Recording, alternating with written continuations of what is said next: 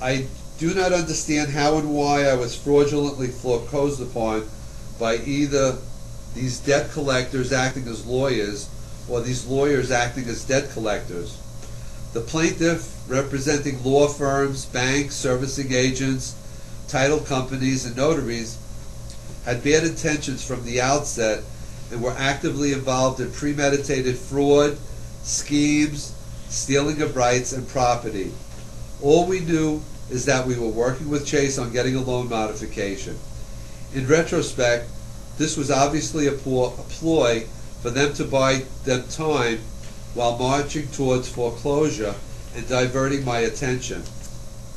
It needs to be stated on and for the record that we were never informed about an auction or sale date or the foreclosure.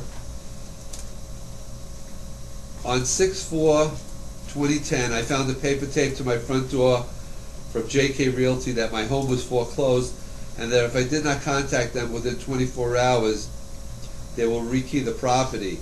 I repeat that we were never informed. I will repeat again that we were never aware of the sale and auction or foreclosure taking place. We never received anything in writing, by mail, in the yard, on the street, on the roof, in the carport, under the cars, up in the trees, in the bushes, in the garbage, on the door, or by telephone, fax, or email. We live on a cul-de-sac, so everything on the block stays pretty much on the block, and there were no hurricanes or tornadoes at that time. There was always someone home throughout the day and night, and we were never on vacation. We are the true owners of the property, located at 1912 East Lawrence Road, Phoenix, Arizona 85016, as opposed to those trying to capture legal ownership by filing fraudulent documents in the Maricopa County Recorder's Office, which is a felony. Why would they blatantly risk a felony and going to jail? Maybe the system is so corrupt that the thieves are now stealing in plain sight. Any and all parties to this will hopefully be discovered and put in prison. We were not noticed in any way that actually made us aware of what was transpiring. Average people do not look at the Maricopa County Recorder's site to see what is being recorded. From the beginning and up to the foreclosure, there were filed false and forged documents in the Maricopa County Recorder's Office, which will be addressed by the sworn and notarized affidavit of Cynthia Cantrell, who is a certified title abstractor, and the forensic mortgage document exam by Charles J. Horner and Associates. There is an additional individual named William McCaffrey, who has 30 years of banking experience, including being vice president of a bank, who initially spotted documents that do not look correct, and his written report and sworn affidavit will be completed shortly. Your Honor, just so we are crystal clear, detecting the massive fraud is not rocket science and could be taught and easily detected by an 8th grader. One has to wonder why no one seemed to detect the fraud in my case. Your Honor, it is important to take a minute and discuss the human factor of this possible foreclosure. This is not a house, it is a home. It is a home that we have lived in for 24 years. This is not an investment property or a flip home, but a home where 4 children grew up to become contributing members of society with families and lives of their own.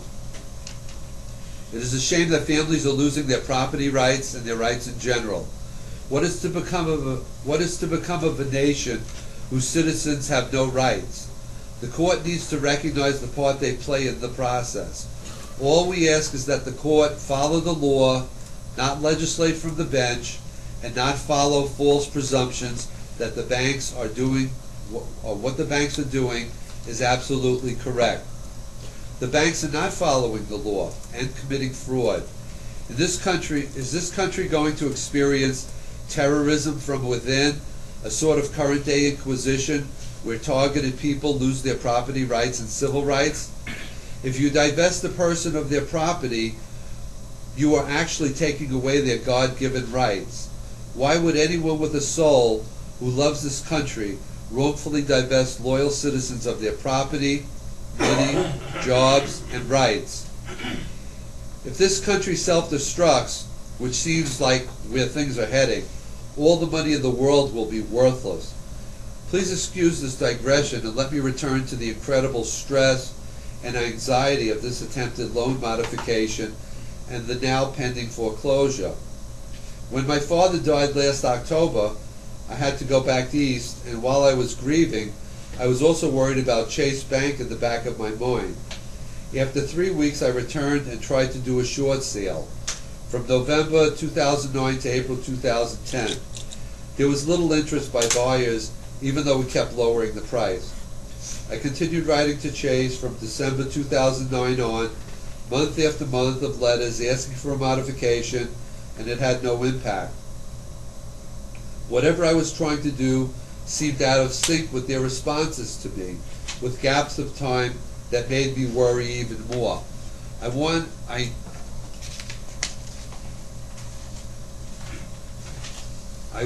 and needed to have this situation resolved. From the beginning of 2010, June 2010, my life went from being nervous and worried to completely anxious and scared. I have not had a good night's sleep in many years. Not having the security of a home keeps many other issues unresolved and in chaos. I wrote in my previous letters to Chase that a Bank One Chase, now Chase employee, Solana Murray, was carrying on a 4-year lawsuit against us while at work. Chase did not think that their part in us spending $600,000 plus was worth any consideration. The lawsuit is what initiated everything up until today. Your Honor, I have the following. 1. A timeline of what and when occurred. 2. Letters from me requesting a loan modification. 3. Papers just to clarify for this court, did they foreclose during a loan modification procedure? Yes, they did. Your Honor. I have a letter. Did the bank foreclose during a loan modification procedure? Well, it depends what you consider the... Did the bank foreclose during a loan modification procedure? Yes or no? Your Honor, I have to clarify what you mean by procedure. The bank's procedures are, if he's applied and we have reviewed it and we haven't responded to him, the procedure isn't complete. Just because someone sends us a letter and wants to do a modification doesn't mean that we are under obligation to fulfill it. Yes, Your Honor. Do not act that way in a court. If you're an attorney, you won't be. Mr. Pabilski, I'm going to ask you this one time, and you're going to make this very clear to me. You're not going to talk to me in circles. Was the defendant going through any type of procedure that could be similar to, or in essence was, a loan modification with your client, yes or no?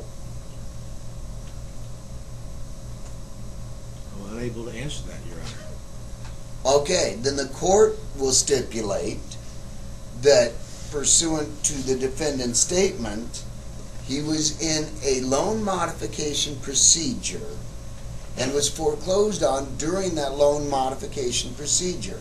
Now, since you said you don't know, you can't argue against that. Do you understand that? That I understand, Your Honor. Okay. I am not aware of any procedure. I don't have any evidence. When a judge does this, you shut up. So we're doing this like real court. You ever hear that? It's time to be quiet. Okay. Sorry for the interruption, Mr. Sontag. Please continue. Number 3, papers documenting trying to do a short sale. 4, number 4, bank letters of starting, stopping, restarting the modification. 5, a letter from Chase stating there would be no foreclosure during this time period, and is when the... Is it your statement on and for the record that you have a letter from the plaintiff stating there would be no foreclosure while you're doing a loan modification? Yes, I have that letter right here. Did you give them a copy? It's filed in my response. And do they have a copy? Yes, they were mailed a copy. Okay, go ahead and don't play his game. Judge asks you a question, say yes, it's in my, Yes. give a yes or no and then an It's explanation. in my filings, Yes, it's in the pleadings I filed, in John. my pleadings. You, in your honor, if you want to turn to say page such and such on the pleading. Okay, plaintiff, I'm looking here, got a letter from Chase Bank, says that you would not foreclose on him during the loan modification, and apparently he was in the middle of a loan modification when you foreclosed. Could you explain that, please?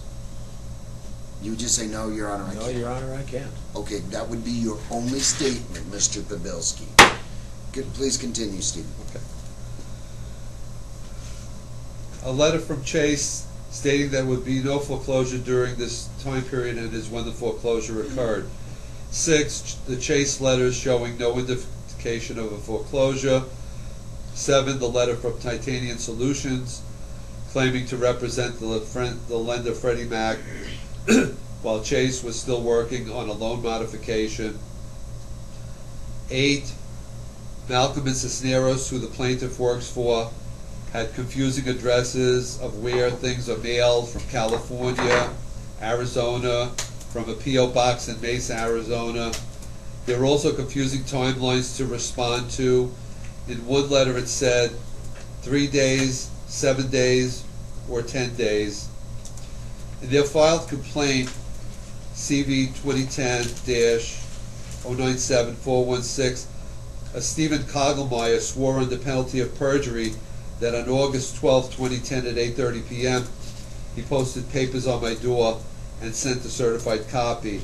I received the copy in the mail on 8/14 at 4:40 p.m., but I was home that night in question, did not hear the doorbell ring, any knock on the door, and no copies were posted. I dispute his claim completely, and he should probably consider more carefully what he affirms to.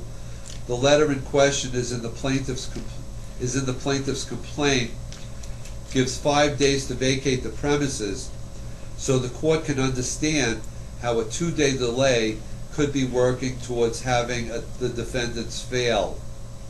The court should make a notation and or sanction Stephen Kogelmeyer, as this complaint has been made public, notarized, and placed in the court records.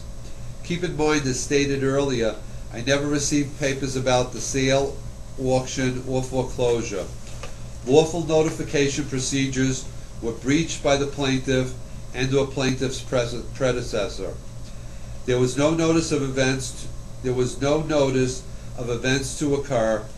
I am aware of materials sent or posted that were received, and some items claimed to be posted were not. 9, the plaintiff has no standing, the deed of trust is void, and we were never given a loan. Number 10, fraud vitiates everything. The fraud in my case is massive and widespread.